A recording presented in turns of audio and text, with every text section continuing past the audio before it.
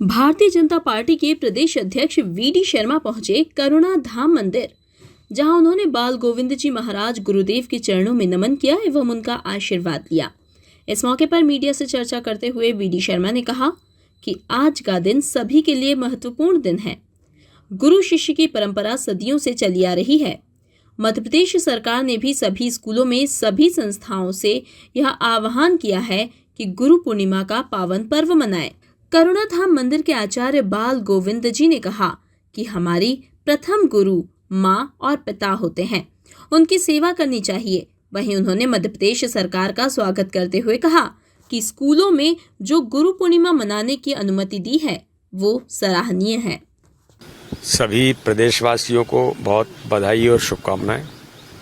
और आज का दिन सभी के लिए एक ऐसा महत्वपूर्ण दिन है कि गुरु शिष्य परंपरा और हमारी मध्य प्रदेश की सरकार ने भी, हमारे मुख्यमंत्री जी ने भी आज गुरु पूर्णिमा के पर्व पर सभी संस्थानों में सभी लोगों से जो आह्वान किया है कि गुरुओं से आशीर्वाद लें। माननीय प्रधानमंत्री नरेंद्र मोदी जी ने भी, भारतीय जनता पार्टी के नेतृत्व ने भी, तो इसलिए सभी कार्यकर्ता अपने गुरुओं के सम्मान के साथ कॉलेज के अंदर, स्कूल के अंदर, इंस्टीट्यूशन में सभी बच्चे भी अपने अपने गुरुओं के साथ सम्मान, जो हमारी परंपरा रही है। तो आज इस विशेष दिन के अवसर पर मैं भी करुणा धाम आश्रम में परम पूज्य गुरु आदरणीय सांडिल्य जी से आशीर्वाद लेने के लिए भी आया हूँ।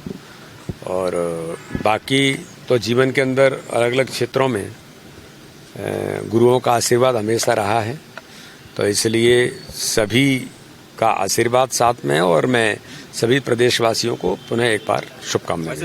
देखिए, गुरु शिष्य परंपरा जो है वो ज्ञान की एक सतत धारा है जो गुरु से शिष्य को मिलती है। और शिष्यत्व जो है वो जब भी पूर्ण होता है जब वो गुरुत्व को प्राप्त कर लेता है। हमारे यहाँ ये परंपरा सदियों से चली आ रही है। इस परंपरा का सबसे बड़ा जो महत्व है वो ये है कि ज्ञान मिलने के बाद, ज्ञान प्राप्ति के बाद व्यक्ति नम्र बनता है, और नम्र बनकर ही वो समाज की और देश की सेवा कर सकता है। मेरा सबसे, जो भी सुन रहे हैं दर्शक, उनसे एक निवेदन है कि सबसे पहली गुरु आपकी माँ होती है, आपके पिता होते हैं। तो आज गुरु पूर्णिमा पे आप सब एक संकल्प लें कि हम अपने माता पिता की सेवा करेंगे।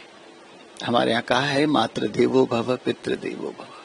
माता पिता देव हैं, हमने भगवान को नहीं देखा लेकिन उनको देखा है।